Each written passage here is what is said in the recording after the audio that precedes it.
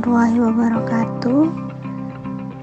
Kami dari kelompok 2 ingin mempresentasikan hasil diskusi kami dengan tema fungsi khas dan pembagi bilangan acak.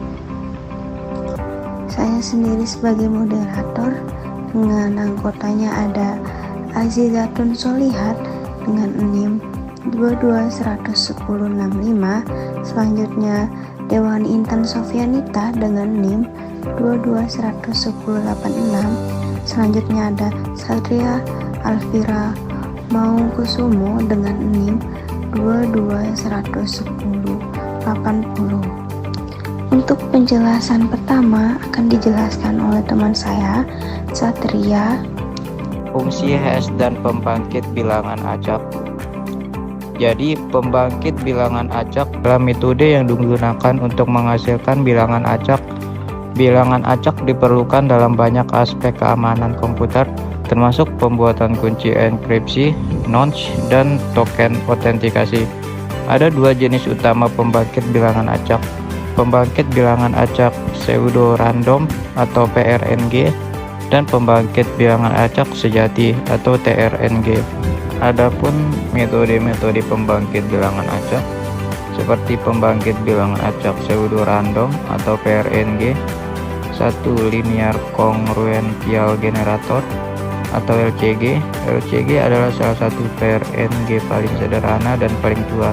Ini menggunakan formula rekursif xn plus 1 sama dengan AXN plus C mod MXN plus 1 AXN plus C mod MXN plus 1 sama dengan AXN plus C mod M, di mana XXX adalah urutan bilangan acak dan AAA, CCC serta MMM adalah konstanta kelebihannya termasuk kecepatan dan kesederhanaannya.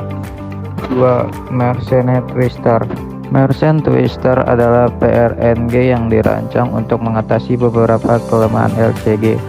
Mersenne Twister memiliki periode yang sangat panjang, 2⁻19937-1, dan menghasilkan bilangan acak yang lebih baik dalam hal distribusi statis.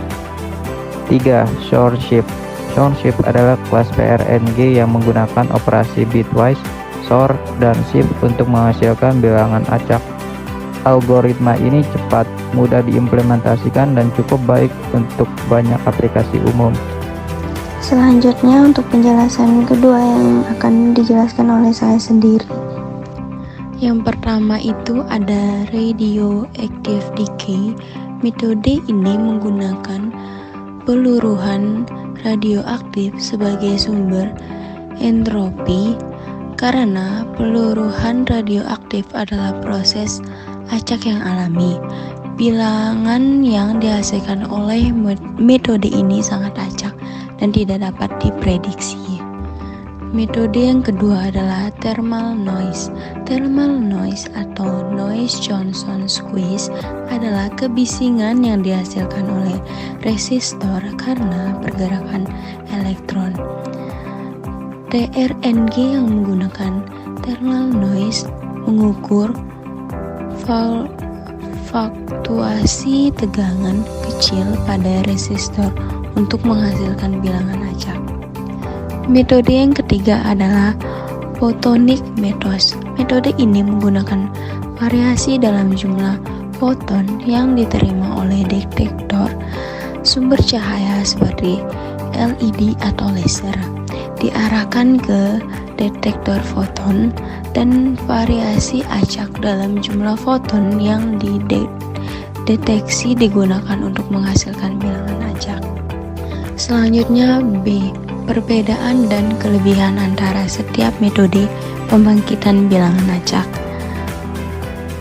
Pertama, PRNG, kecepatannya sangat cepat dan efisien dalam menghasilkan bilangan acak, sehingga cocok untuk aplikasi yang membutuhkan bilangan acak dalam waktu singkat. Yang kedua, reproducibility. Salah satu keunggulannya adalah kemampuan untuk memproduksi urutan bilangan acak yang sama jika sheet yang sama digunakan, ini sangat berguna untuk simulasi dan debugging. Untuk kelemahannya adalah karena menggunakan algoritma deterministik, PRNG dapat diprediksi jika seed dan algoritma diketahui, membuatnya kurang aman untuk aplikasi kriptografi. Selanjutnya untuk TRNG, yang pertama ada keacakan sejati. TRNG menggunakan bilangan yang benar-benar acak karena bergantung pada fenomena fisik yang tidak dapat diprediksi. Untuk keamanannya, karena sifatnya yang tidak dapat diprediksi, TRNG sangat aman dan cocok untuk aplikasi kriptografi yang memerlukan bilangan acak yang tidak dapat ditebak. Untuk kelemahannya, TRNG cenderung lebih lambat dan lebih kompleks dalam implementasinya dibandingkan PRNG, sehingga mungkin tidak cocok untuk semua aplikasi. Selanjutnya C. Fungsi hash dalam melakukan enskripsi pesan. Fungsi hash memainkan peran penting dalam berbagai aspek enskripsi dan keamanan data. Beberapa penggunaan utama fungsi hash meliputi: yang pertama adalah penyimpanan password. Fungsi hash digunakan untuk menyimpan password dengan aman. Alih-alih menyimpan password dalam teks asli, sistem penyimpanan nilai hash dari password. Saat penggunaan memasukkan password, sistem menghitung hash dari input penggunaan dan dibandingkan dengan hash yang tersimpan.